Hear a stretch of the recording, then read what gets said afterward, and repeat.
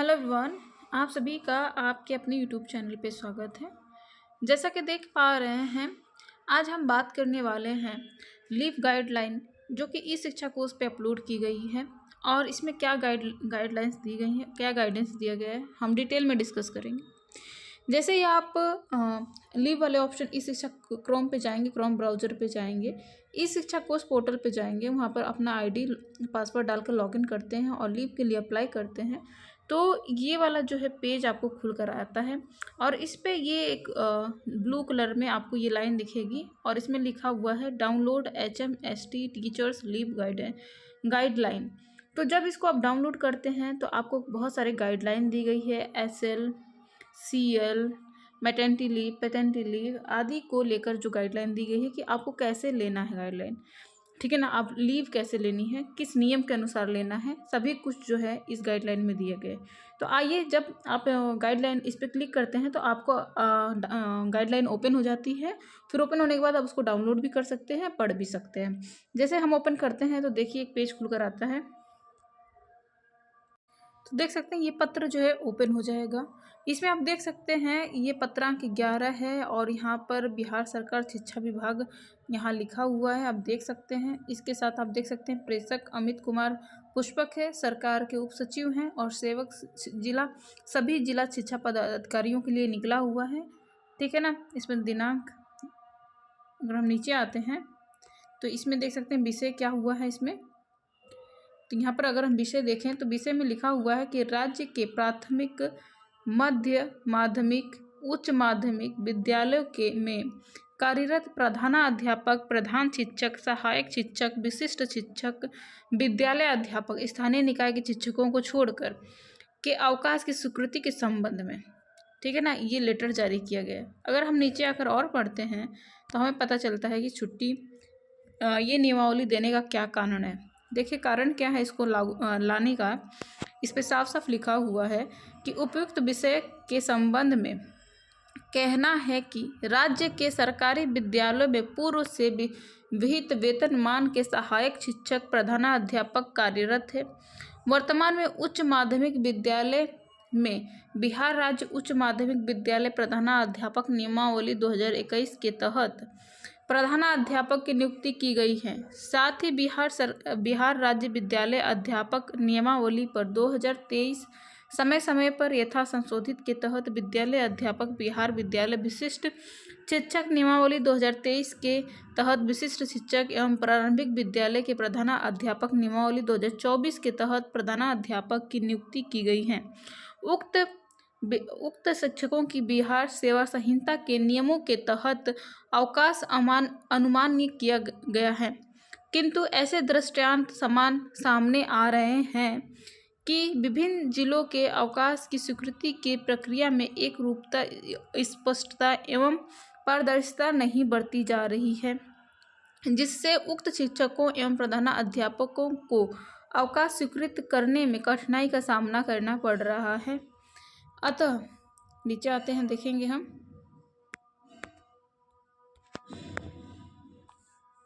यहाँ पर देख सकते हैं बोल रहे अतः सम्यक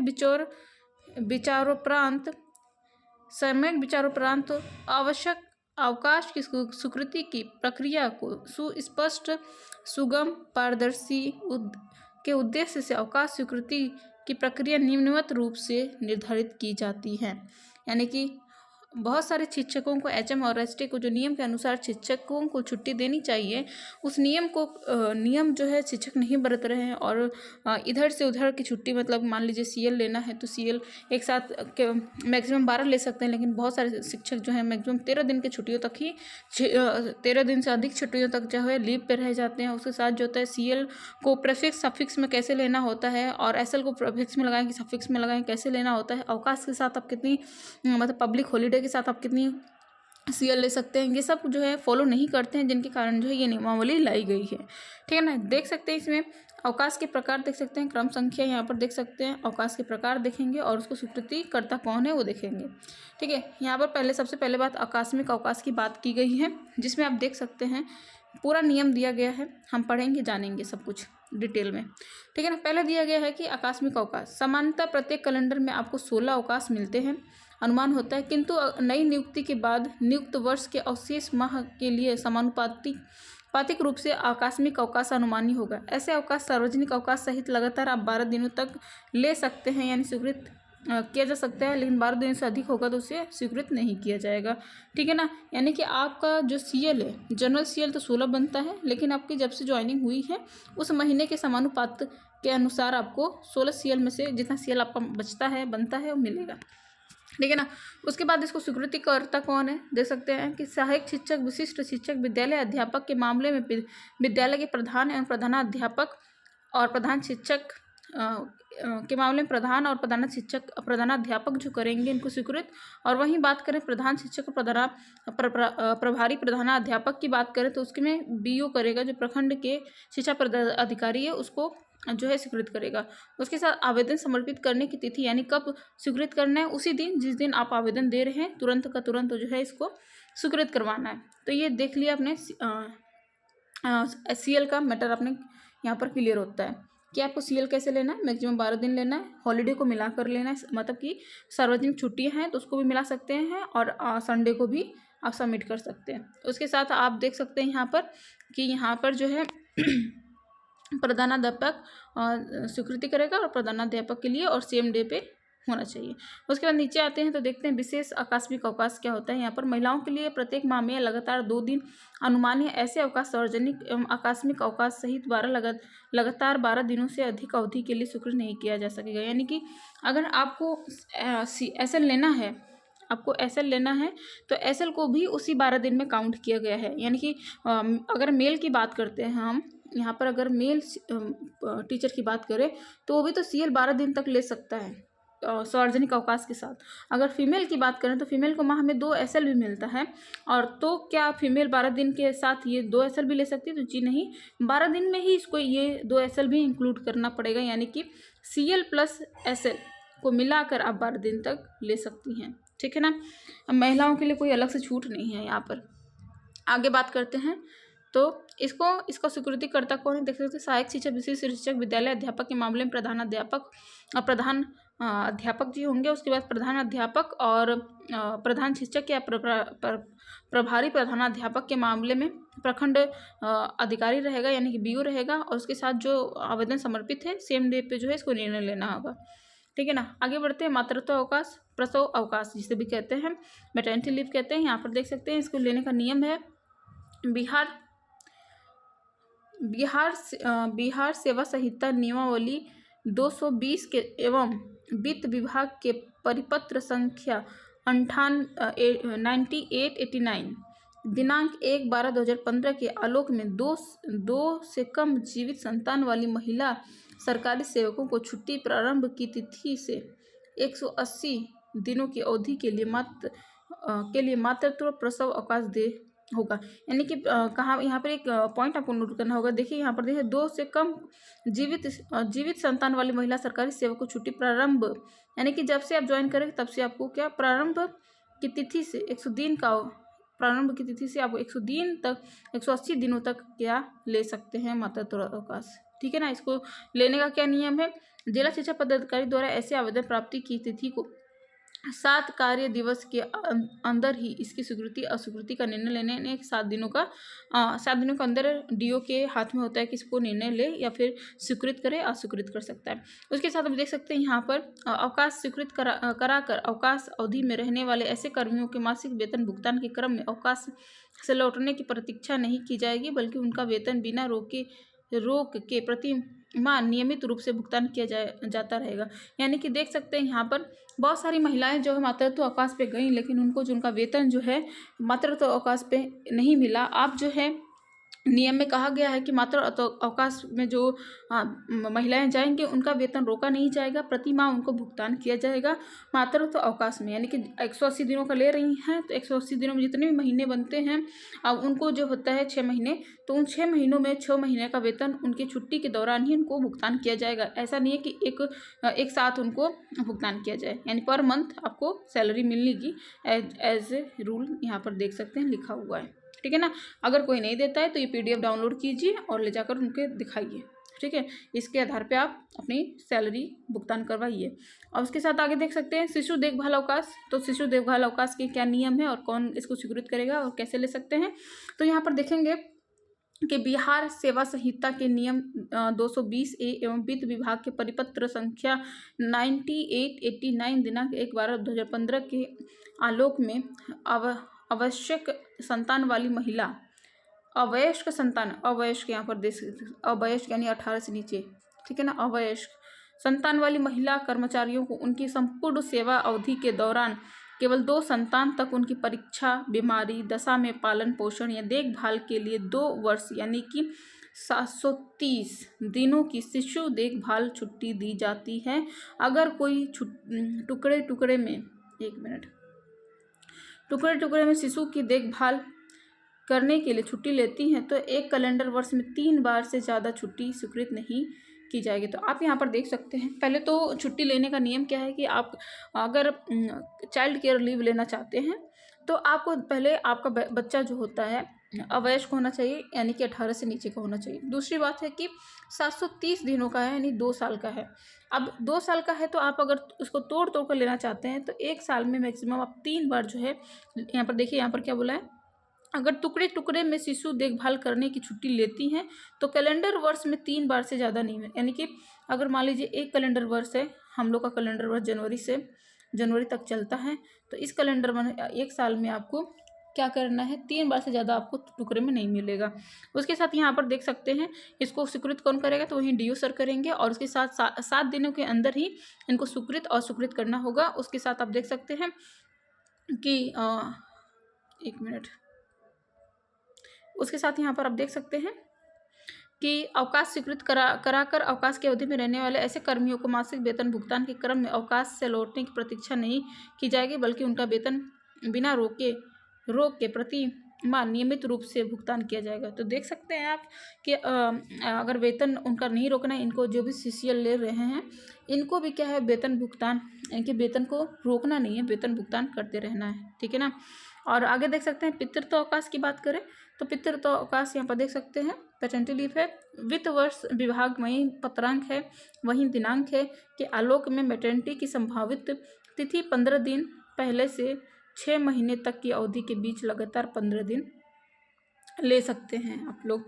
तो यहाँ पर आप देख सकते हैं, यहाँ पर एक मिनट, तो यहाँ पर देख सकते हैं पैटर्निटी लीव लेने का जो कंडीशन है, यहाँ पर देख सकते हैं मैटरनिटी की संभावित तिथि से, यानी कि उसके आप मैटरनिटी लीव में है उसके संभावित जो भी मैटरनिटी कह सकते हैं कि प्रेगनेंसी है उसकी संभावित तिथि से 15 दिन पहले से लेकर आप 6 महीने तक की अवधि में लगातार 15 दिनों का लगातार आपको मिलेगा। डिसकंटिन्यूअस आप नहीं ले सकते हैं, लगातार आपको 15 दिन का लेना होगा। उसके बाद यहाँ पर देखें तो इसको स्वीकृति वीडियो करेंगे, 7 दिनों के अंदर अस्वीकृत स्वीकृत दोनों करना होता है। उसके साथ आपको यहाँ पर भी अवकाश स्वीकृति कराकर अवकाश अवधि में रहने वाले ऐसे कर्मियों की मासिक वेतन भुगतान क्रम में अवकाश से लौटने की प्रतीक्षा नहीं की जाएगी, बल्कि उनका वेतन भुगतान रोक के प्रतिमाह नियमित रूप से, बिना रोक के प्रतिमाह नियमित रूप से भुगतान, यानी कि इसमें भी वेतन आपका रोका नहीं जाएगा। उपार्जित अवकाश देखते हैं तो बिहार सेवा संहिता के नियम लीव, हम छठा लीव देखते हैं और इस लीव में हम उपार्जित अवकाश देख रहे हैं। उपार्जित अवकाश इसमें बिहार सेवा संहिता के नियम 227 के आलोक में छुट्टी लेखा में अधिकतम 300 दिन, यानी 300 दिन 100 दिनों के ऐसे अवकाश संचित नीचे आते हैं हो सकेगा। उपार्जित अवकाश की गणना विश्राम अवकाशी विभाग के परिप्रेक्ष्य में की जाएगी। इसके साथ आप देख सकते हैं 300 दिनों का यहाँ पर अवकाश ले सकते हैं और कौन इसको DO सर करेंगे। 7 डे के अंदर स्वीकृत अस्वीकृत दोनों करना होगा और इसमें आपका वेतन का क्या होगा, अवकाश स्वीकृत कराकर अवकाश अवधि में रहने वाले ऐसे कर्मियों के मासिक वेतन भुगतान में के क्रम में अवकाश से लौटने की प्रतीक्षा नहीं की जाएगी, बल्कि उनका वेतन बिना रोक के प्रतिमाह नियमित रूप से भुगतान किया जाएगा। यानी कि अगर EL ले रहे हैं तो EL में भी आपको वेतन जो है भुगतान हर महीने किया जाता रहेगा। 300 मैक्सिमम ले सकते हैं। ओके, आधे वेतन पर छुट्टी, आधे वेतन पर छुट्टी देखो इसमें क्या नियम है। बिहार सेवा संहिता के नियम 232, 233, 248 के आलोक में ऐसे अवकाश की स्वीकृति दी जाएगी ये छुट्टी निजी काम के लिए स्वास्थ्य प्रमाण पत्र पर भी मिल सकती है। यानी आप निजी काम करना चाहते हैं तब भी, या स्वास्थ्य प्रमाण पत्र लेना चाहते हैं, मतलब प्रमाण पत्र यानी कि आपका स्वास्थ्य खराब है और आप छुट्टी हाफ पे लीव लेना चाहते हैं तो आपको मिल सकेगा। उसके साथ आधे वेतन पे छुट्टी स्वास्थ्य प्रमाण पत्र या निजी काम के लिए एक समय में चाहे जितने दिनों तक ली जा सकती हैं। देखिए, इसका कोई डे नहीं है, आप यहाँ पर देख सकते हैं, कोई फिक्स डे नहीं है, ठीक है ना। पहली बात तो आप कैसे ले सकते हैं एक स्वास्थ्य प्रमाण पत्र, या आपका कोई निजी वर्क हो नहीं उसके लिए, उसके बाद से यहाँ पर कोई निजी वर्क हो और चाहे जितने दिनों के लिए, यानी कि यहाँ पर देख सकते हैं पॉइंट टू बी नोटेबल, यहाँ पर कोई लिमिट नहीं है छुट्टी का, चाहे जितने दिनों से। और एक मिनट, यहाँ पर और देख सकते हैं चाहे, और यह तब भी लागू होगा जब ऐसी छुट्टी निवृत्त के पूर्व ली जाए, और यह छुट्टी तब तक ना दी जाएगी जब तक कि छुट्टी मंजूर करने के सक्षम पदाधिकारी ऐसा विश्वास करने का कारण ना हो सके कि सरकारी सेवक छुट्टी के बीत जाने के बाद कर्तव्य और लौट आएगा, ठीक है ना। और ये छुट्टी नहीं ऐसे नहीं दी जाएगी जब तक जो भी स्वीकृत करता पदाधिकारी उसको इस विश्वास ना हो जाए कि आप जो है छुट्टी के बाद वापस काम पे लौट आएंगे। उसके बाद इसका जो नियम है वही सेम नियम है कि 7 दिनों के अंदर डीओ सर को जो इसको स्वीकृत करना पड़ता है। उसके साथ अवकाश स्वीकृत कराकर अवकाश अवधि में रहने वाला ऐसे कर्मियों के मासिक वेतन भुगतान के क्रम में अवकाश से लौटने की प्रतीक्षा नहीं की जाएगी, बल्कि उनका वेतन बिना रोक के प्रतिमाह नियमित रूप से भुगतान किया जाएगा। यानी कि अगर हाफ पे लीव ले रहे हैं तो आपका आधा पे हर महीने आपको मिलता रहेगा, इसमें भी कोई रोक टोक नहीं है, आधा जो है आपको मिलेगा। उसके बाद अगर देखते हैं रूपांतरित छुट्टी, बिहार सेवा संहिता के नियम कह सकते हैं 234 एवं 248 के तहत अनुमान्य होगा। पूरे सेवा काल में अधिकतम 180 दिनों तक देय है, और 180 दिन अर्थात आधे वेतन अर्जित यानी 360 दिनों के अवकाश के विरुद्ध 180 दिनों का पूर्ण वेतन का अवकाश का रूपांतरण होगा। यदि आधे वेतन का अवकाश 360 दिनों से कम अर्जित होगा तो उतने कम दिनों का ऐसे अवकाश का रूपांतरण स्वीकृत किया जाएगा। तो देख सकते हैं टोटल आप 100 यहाँ पर जो लिया पूरे सेवा काल में अधिकतम 180 दिनों का तक दे रहेगा, और 180 दिन अर्थात आधे वेतन की अर्जित यानी 360, यानी कि पूरा अगर आधे वेतन पे लेते हैं तो 360 दिनों का होगा, और वहीं पूरा वेतन लेते हैं तो 180 दिनों का रूपांतरित अवकाश आपको दे होगा। इसके साथ आप देख सकते हैं तो वही सेम है, 7 दिनों के अंदर स्वीकृत अस्वीकृत डीओ सर के द्वारा किया जाएगा। और सैलरी की बात करते हैं, अवकाश स्वीकृत लगातार कराकर अवकाश की अवधि में रहने वाले ऐसे कर्मियों के मासिक वेतन भुगतान के क्रम में अवकाश से लौटने की प्रतीक्षा नहीं की जाएगी, बल्कि उनका वेतन बिना रोक के प्रतिमाह नियमित रूप से भुगतान किया जाता रहेगा। तो देख सकते हैं इसमें भी वेतन कोई रोका नहीं जाएगा, इसमें भी आपको वेतन मिलता रहेगा। उससे असाधारण अवकाश अगर ले रहे हैं तो यहाँ पर बिहार सेवा संहिता के नियम 180, 236 एंड 248 के तहत असाधारण अवकाश की स्वीकृति प्रदान की जाएगी। उक्त अवकाश की अवधि का कोई वेतन आदि दे नहीं होगा। यानी कि असाधारण अवकाश आप ले रहे हैं तो आपको नियम के अनुसार जो होता है 180 नियम 180 236 और 248 के तहत आपको साधारण अवकाश मिलेगा, लेकिन इसका कोई वेतन आपको भुगतान नहीं किया जाएगा, ठीक है ना। यह साधारण अवकाश है। उसके साथ आप देख सकते हैं जिला शिक्षा पदाधिकारी जो है आपको 7 दिनों के अंदर इसको स्वीकृत अस्वीकृत कर सकते हैं, और आप वेतन का कोई प्रावधान नहीं है इसमें, यानी वेतन आपको नहीं मिलेगा। आधे छुट्टी एंड लीव नॉट ड्यू, अब ये छुट्टी 10वीं का क्या है इसमें प्रावधान देखते हैं। बिहार सेवा संहिता के नियम 235 के तहत अनुमान्य है यह, और यह छुट्टी स्वास्थ्य प्रमाण पत्र पर दी जाती है, यानी कि लीव नॉट ड्यू आपको किससे मिलेगी, स्वास्थ्य प्रमाण पत्र पर मिलेगी। और यह छुट्टी समूचे सेवा काल में 180 दिनों का मिलेगा, उसके दी जा सकती है। और सरकारी सेवक जो आधे वेतन पर छुट्टी बाद उपार्जित करेंगे उससे यह छुट्टी काट ली जाएगी, ठीक है ना।